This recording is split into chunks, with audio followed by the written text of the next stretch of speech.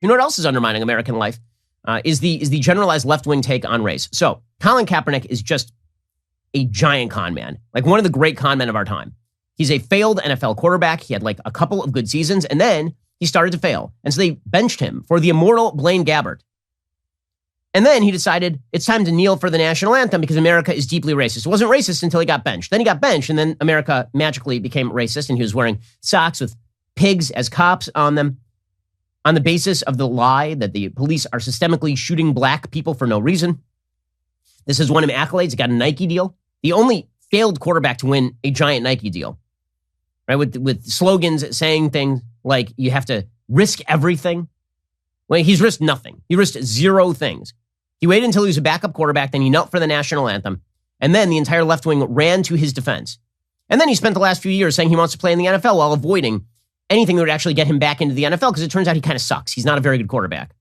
Okay, so now Netflix, remember, the way the corporations work is that if you work for Southwest and you say, let's go Brandon, it's a fireable offense. But all of Netflix will just churn out Democratic propaganda day after day after day.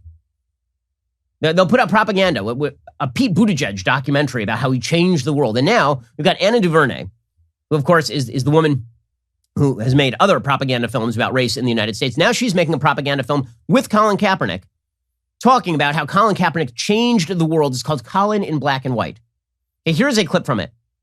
You want to know what ruins the country? This kind of crap. So here is Colin Kaepernick talking about how the NFL Combine, which is a place where players show up to demonstrate their skills in front of coaches so that they will get drafted higher and be paid more millions of dollars. He compares this, millionaire Colin Kaepernick, compares this to slave auctions in this film. Backed by Netflix, backed by corporate bucks. But that's not a problem. Let's Go Brandon is a problem. You want to know which is more vulgar in the broader sense of the word? Not a question.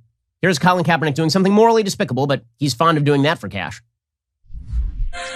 Before they put you on the field, teams poke, prod, and examine you, searching for any defect that might affect your performance. No boundary respected.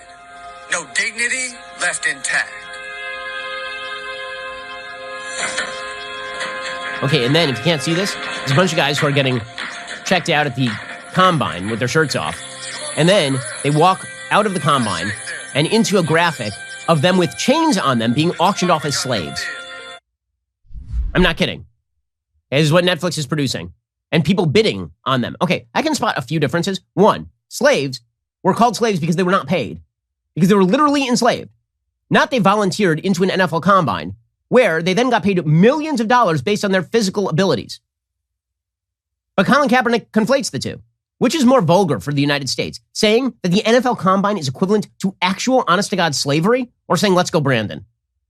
But you know what the real vulgarity is? It's not that. That's not real vulgarity in sports. The real vulgarity is that Donald Trump went to a Braves game and did the tomahawk chop. That was the end of the world. Over the weekend, Donald Trump went to a Braves game. By the way, there's great irony to the fact that Texas and Georgia are the two states competing in the World Series after the MLB decided to cave to the woke scolds.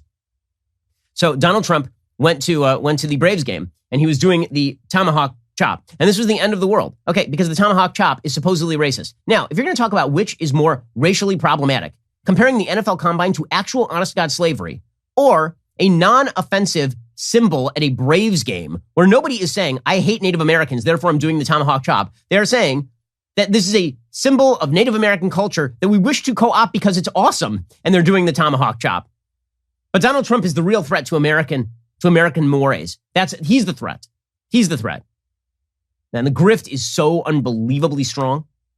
And this is why Americans are rebelling against this kind of crap. Let's Go Brandon is going to become more ubiquitous, not less. Because it's not just that Joe Biden is pursuing radical economic policy. It's that Joe Biden is pursuing radical social policy. It's that he has bought into a vulgarization of the idea of America, broad scale. And if you note that, using any language whatsoever, this makes you bad. If you note that, using euphemistic language because you don't even want to curse, that's apparently super duper bad. We're in a battle for the culture and for our values. Like and subscribe to help keep our videos on the front line of the fight and top of your feed.